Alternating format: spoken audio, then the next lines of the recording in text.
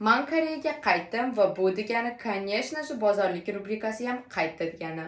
Общий yechib bo'lganini esa har doimgidek oxirida aytib o'taman. Hozir bularni tezgina ochishim kerak, chunki havo juda ham issiq, ammo bulan kecha zakaz qilganman. Bugun 7, ertalabki 7 dan oldin bulan tashlab ketishgan. Hozir soat 9. O'shaning uchun birinchi svejiy narsalardan boshlaymiz.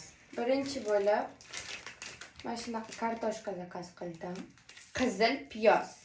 1 kilo zakaz qildim. Wow, 1 kilo o'ylaganimdan ko'ra ko'p bo'ladi ekan. Greek yogurt. Bu esa oddiy yogurt. Mana bunaqa 900 ml skalada. Koreyan dastavkasini men juda ham ko'p gapiraman. Menga juda ham yoqadigan taraflari, mana shunaqa uxlab qolsangiz ham, havo juda ham issiq bo'lsa ham, svejiy zakaz qilgan narsalaringiz erib, dabdalasi chiqib qolmaydi. Как bular специальный korobkada keladi. Bu korobkalar sovuqni saqlaydi. Keyingisi esa mana bunaqa mozzarella cheese.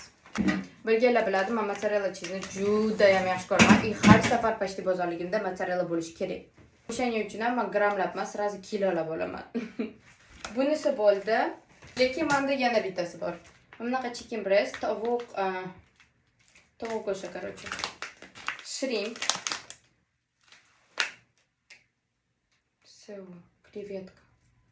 Krevetki. Bunaqa muzlatilgan mango zakaz qildim. Ertalablari takoy zavtrak qilayotganimda yogurtimga qo'shib yeyish uchun. Svejiy zakaz qilsam doim yomon bo'lib qoladi, hamma fruktlar, o'shaning uchun ko'pincha muzlatilgan narsa zakaz qilaman. Tayyor mana shunaqa chesnoklar, to есть bular maydalangan va nima deydi, qolipga solingan chesnoklar. Ovqat qilayotganda juda ham oson. Keyin наконец-то biz svejiy narsalarni tugatdik, endi oddiy narsalarga o'tamiz. Lavash xamiri. Mana bunaqa. Oxiri. Nima oxirimi? Boshqa hech narsa zakaz qilmaganmidim?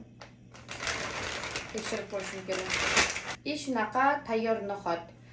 Salatlar qilganimda solib yeyish uchun.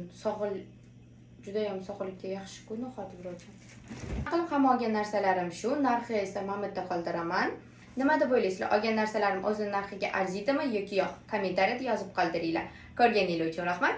Bye.